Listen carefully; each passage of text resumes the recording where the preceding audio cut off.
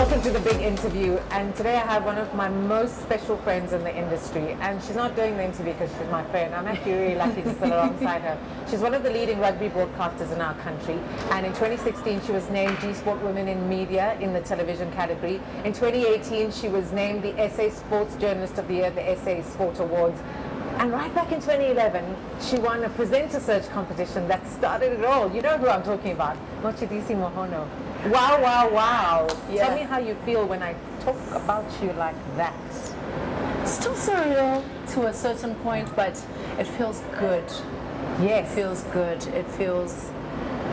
It makes the last, 9-10 years so worth it, you know. Yeah. It feels good to know that I've accomplished and I've ticked off so many boxes and so many ticks on my bucket list as well where my career is concerned. So it's a smile, I'm happy. I want to go back to 2011 because presenter searches are so scary, right? Yeah. I mean, there's absolutely no guarantee that anything's going to come from it. Take me through that experience. Well, 2011 I always laugh about because it was the newsroom that was like, I worked at YFM in the newsroom and the guys were like, go for it, check it out, see what happens. You know, rugby was not a niche sport of mine at the time. I'd only just taken over the sports desk after Tatomie left. So they were just like, go for it, see what you can do, because at that time I'd been working at YFM for 3 years, so broadcasting and communication, I got pretty good at it. But television was this new beast. I'd never done it before, and they were like, just go, just take a shot in the dark. So I went to the auditions, and in the end I came third overall. Alma Smith had won it, and Janina Oberholzer came second. And there's never really a prize for coming third, but luckily one of the producers, Erin Ferreira, saw my raw tape, and she was like, yo, I have a show for the 2011 Rugby World Cup, can you please co-present it? I've got goosebumps. I love stories like this. Yeah, and that's really where it all started proper. You started at the top. You see, this is the thing about starting at the top. You're forced to step into your moment. Yeah. Very early in your career, you stepped in. But then I'm going to fast forward to last year, which was the culmination of it all. Yeah. I saw you on TV and I glowed for you because you blossomed into something we have never seen, male or female, in this country, leading rugby discussions. Yeah. How powerful has that been for you? It was such a beautiful moment, you know.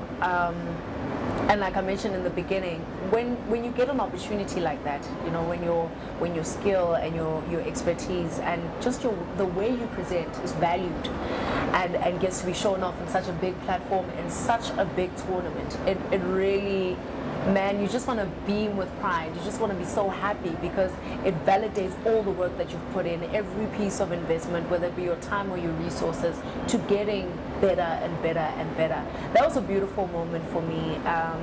I will say I was pretty shocked at the wave of kudos and congratulations, the well wishes.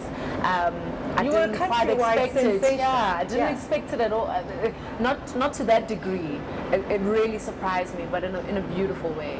How much do you think that had to do with representation, not just with you, but with Sia Khaleesi, with just everything that was making up SA Rugby at the time, that you championed a cause that was so beautiful? Yeah, it's huge. It's huge. I was seeing tweets where people had my picture side by side with Captain Khaleesi and you know, just speaking about black child is possible, black girl is possible, you know. I remember Claire also said, Claire Mawis actually tweeted, it's legacy work that you're doing. I mean, it is legacy work. Yeah, we're just showing up to do our job, and you don't even realize the magnitude of your reach and just how important what you're doing. Just being good at what you do, Kass, can touch other lives, you know, and bring forth a drive to reach your dreams, you know. Yeah, that How are you working was into great. 2020 now? Because the thing about reaching highs, you got to get back to the bottom, and you got to scale the mountain again. I'm so glad someone understands. And someone is going to ask you, so what's your next high? And then you build to it, don't you? Yeah. I can't even answer that question, you know. I've also been asking myself, what's next, what's the next big thing? But it really is refining, you know. Yes, last year we put out an exceptional product, but now how do we make the products we have in 2020 even better? across the board, not just in presentation. We have Super Rugby, we have the inbound series coming up, South Africa playing against Scotland, and then Georgia on Mandela Day, and then we have the Rugby Championship, and then it's the end of year tour. So how do I become better and better than World Cup in those tournaments that are coming through? That's the real work now, because you reach this peak and you think, I couldn't possibly be better than this, but you've got to it's a new ceiling now that you've got to scale. And that's what I say, if you don't have a wound on your head, you haven't broken through a glass ceiling. People often say, I think I've reached the end, and then they want to quit, but actually there are so many other avenues. Who is the next Motshidisi Mohono? Because we have to ask it now. I mean, you're approaching 10 years, so it gets to a point where we say, have you identified someone where you said, I see the spark in her eye? I've seen a few people, most of whom I do not necessarily place in rugby, but they could be great sports presenters and great sports writers as well. And you know, I've always said that if I'm going to be considered a first, I'd rather be a first of many. I'd rather have a lot more people coming behind me, both men and women, that can say, because of this pioneer, I'm able to do this, that, and the other, or I have achieved this, that, and the other. Because you're appreciated by both genders. And I love that. I love that on social media. We see the most powerful statements saying, well done to you. And you think, well, not well done because you're a woman, well done to you. Because we're all sitting there championing Motshidisi as much as we're championing the box. We want to see you win. Yeah, and it's gotta be you just opening the door and then leaving it ajar. Yes. You know, leave something there. You know, push a break in there. Let's leave the doors ajar for those that are coming behind us. You know, mentorship is important, and I feel like the more entrenched we become in sport, the less time we have to impart on the next generation. And it is true, because we get busier and busier and busier, and there's so much more demand on our time, not just at work, but personally as well. But I think just carrying one or two people with you as you move along, and helping them to move along, and giving them the nuggets that we didn't necessarily receive, or had to bang our heads against the wall to figure out, to make their walk a little easier, is good. What do you want to say to a young girl watching this interview, a young boy watching this interview, who wants to be a rugby broadcaster? What does it take? What is the one thing that starts you off on your journey? I think you've just got to be your authentic self, always. You know, people can always tell when you're trying to mimic someone else, or you're trying to present like someone else, or she giggles like so and so, or he presents like so and so. You really want to bring yourself to the fore, because that's your first X factor. Just the fact that you are you, and no one else can do the job the way you do the job. I think the other things that are important are research. You know, really, king, isn't it? Yeah, delve deep into the sport and really, really love it. You know, and serve. When you get on air, let it be about the person that's watching, the person that's about to consume this content. Let it be about them. What do you want them to learn? What is important that they need to know? We entertainers, yes, but we've got to leave people informed. You know, they've got to walk away from their TV sets thinking, geez, I didn't know that. Now I know it. Or, oh, I didn't understand this, but now I get it a bit better. And that's what the new kid on the block has also got to champion. Yeah. Because you've got to just keep getting the basics right. And I think a lot of people see the highs, but they forget what they've got to do. But then that won you awards, okay? You got 2016 when you sashayed up on that stage and won the gsport award. I was so proud of that moment, because I thought it was a great highlight for you. Yeah, it really was. It really, really was.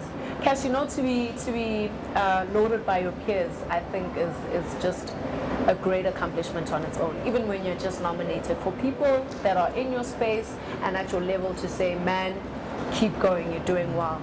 I really enjoyed that moment. And then you went on to win at the SA Sport Award. That was massive. Massive. Because to break into that shortlist, right? Massive. Did you feel like the roof was lifting off? Because it was coming, everything was coming. Even when they mentioned the nominees, I couldn't believe it. I was like, there was a panel that sat and said, this lady, this one here, has to be there. You know, I can only imagine the kind of robust debate they even had to have me be the winner in the end.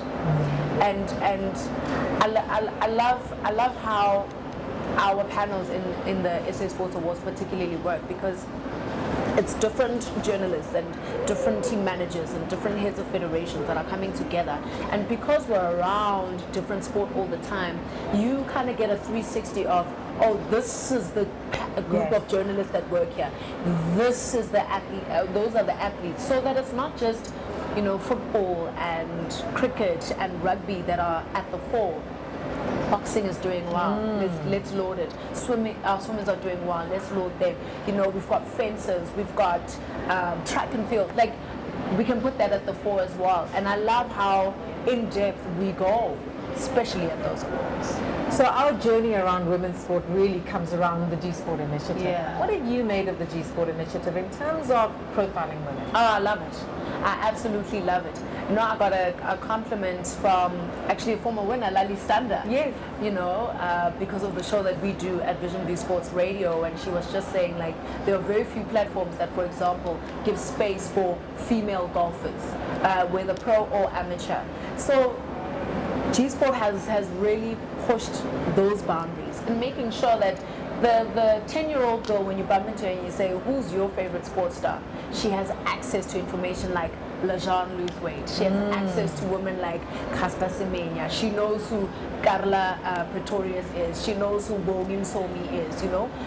But it's not just the usual, the Kunes, you know, the Kagiso Rabadas. Now it's women, you know, the Dene and Nigats of the world become our little girls' heroes as well. Because you have to tell the stories. And telling your story, for me, the reason why it's important is it also allows you to accept your story. You sit here, you realize, oh wow, actually, because sometimes we're so busy trying to make sure that we do the best we can. Yeah. How proud would your dad would have been? He would have been beaming. He would have been beaming. He would have probably called me before and after just to say, hey, young lady, well done. It's a very difficult loss, and especially because it was like right at the door of the start of the World Cup, you know. But good things and tough things happening at the same time. At the exact same time. And I remember even when I told him that I would be covering the tournament, he was so excited because he knew the work. You know, we mulled over going to Japan for the longest time. Like, I'm not going. It's okay. Something else is going to come. They're going to put you where you are valued. So don't worry about it. And when it was announced that I'd be one of the presenters, he was very proud. And it's been a very difficult loss, you know. I had to soldier on at the time, but you did brilliantly. I lost my dad in 2012, and I know that when you think you're fine, you're not. You're not. You're really not. And then you have to be on TV, so that's why I felt for you so deeply. I even felt like working on that tournament was pretty therapeutic, almost to the point of covering up. You know, I had the shield I could stand behind, or this thing I could focus on, rather than to really deal with and mourn and heal the loss. And I think it's catching up with me now that, you know, I've got some serious work to do. You had such a great relationship, and you still do. And I can tell you what, he'd be proud. No, he'd be so proud. He'd be so proud, I see great things. You know that. I spoke to Martin Locke the other day, and he said, young lady, how old are you? And I said, 42. He said, I'm 80. You have a long way to go. And then I realized we do have different parts of our journey. I wish you a great 2020 and a fantastic next 4-year cycle. I think it's going to be great for you. It is going to be great. It's going to be amazing. I mean, we've got British and Irish Lions tour coming up 2021, and then the big one in 2023 in France. I will just brush up on my French. Oh, look at that. Another big challenge. Why not? Yes. Sanani Mangisa always says, this new mantra of hers in 2019 when she went back and studied, fail at something new. So I wanna take her up on the offer. Yeah, failing forward is the only way forward. And fail at something new, do something new, stretch myself, you know. Yeah. This is a star, absolute star, rugby broadcaster. No, Motshidisi Mohono, a former G Sport award winner, and many, many great chapters to do with.